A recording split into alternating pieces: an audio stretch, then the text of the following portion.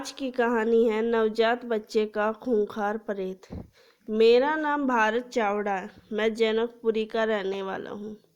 मेरे पिता सुपारी और पान मसाला के रिटेल व्यापारी हैं। पढ़ाई पूरी करने के बाद अच्छी नौकरी नहीं मिली तो मैंने दुकान पर बैठना शुरू कर दिया। वैसे तो मुझे मुंबई जाकर अपना कारोबार शुरू करने का मन था, लेकिन बाबूजी ने जबरन मेरी शादी करा दी। अब जिम्मेदारी आ गई तो पैर भी दुकान में ही जम गए। शादी के 3 महीने बाद कविता मेरी पत्नी पेट से हो गई। हम दोनों इतनी जल्दी बच्चा नहीं चाहते थे, इसीलिए दवाई से हमने बच्चा गिरा देने का मन बना लिया। इस बात को हम घर के लोगों से छुपाना ही था, क्योंकि यह बात अगर उन्हें पता चलती तो वो हमें घर से निकाल देते। हमने चुपचाप बड़े अस्पताल जाकर यह काम किया। शायद यही भयानक गलती हमें नहीं करनी चाहिए थी। मुझे आज भी याद है, कविता गहरी नींद से भड़क कर जाग गई थी। उसकी सूरत पर गजब का खौफ था। एक पल के लिए तो मुझे लगा कि उसकी सांस बैठ गई है, लेकिन बुरी तरह हाँफते हुए जब उसने अपने पेट की ओर देखने को कहा तो मेरे रोंगटे खड़े हो गए। उसका पेट पूरी तरह नीला पड़ चुका था और बार बार पेट फूल रहा था, फिर बैठ जाता था। मैंने गौर से देखा तो उसकी त्वचा पर कभी नन्हे शिशु के पंजे तो कभी उसका छोटा सा चेहरा उभर आता। वह एक दिल दहला देने वाला मंजर था। हमें समझ नहीं आ रहा था कि गर्भ गिराने के बाद यह कैसी विचित्र घटनाएं हो रही थी। धीरे धीरे बात हद से ज़्यादा बढ़ने लगी। अब वह डरावना सिलसिला हर दूसरे दिन होने लगा। कविता की तबीयत दिन पर दिन भी खराब होती चली गई।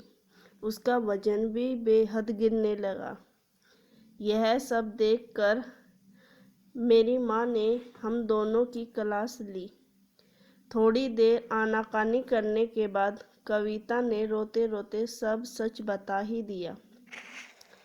तब मेरी माँ ने उसे तो कुछ नहीं कहा, लेकिन मुझे करारा चाटा मारा। माँ ने उसी वक्त हमारे गुरुदेव को फ़ोन किया। उन्हें घर पर आकर साफ साफ बताया कि भ्रूण हत्या का घोर पाप चढ़ा है।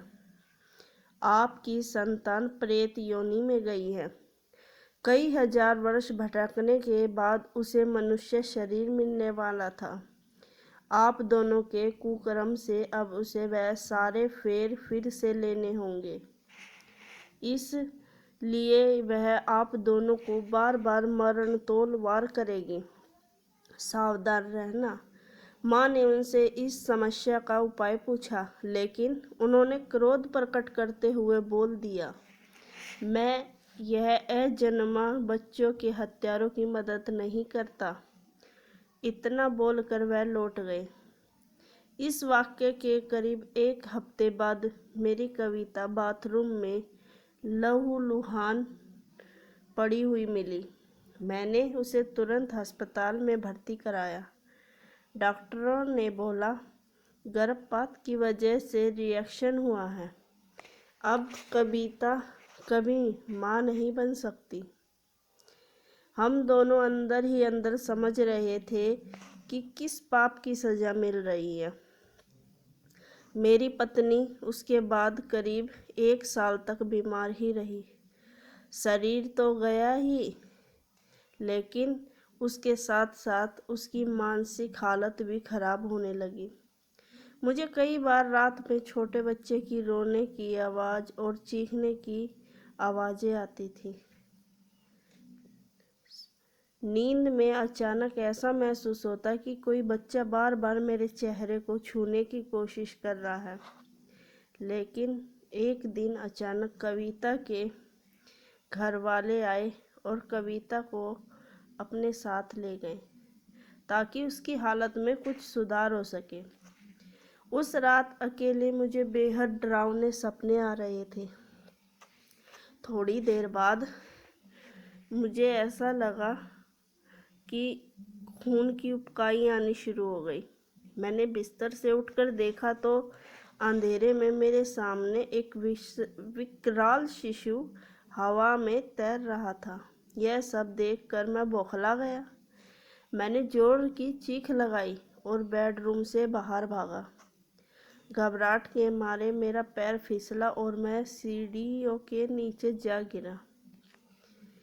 जब मुझे अगले दिन होश आया तब डॉक्टर ने सॉरी बोलकर यह बताया कि आपके पेट के निचले हिस्से में गहरी चोट लग गई है। अब आप कभी पिता नहीं बन सकते।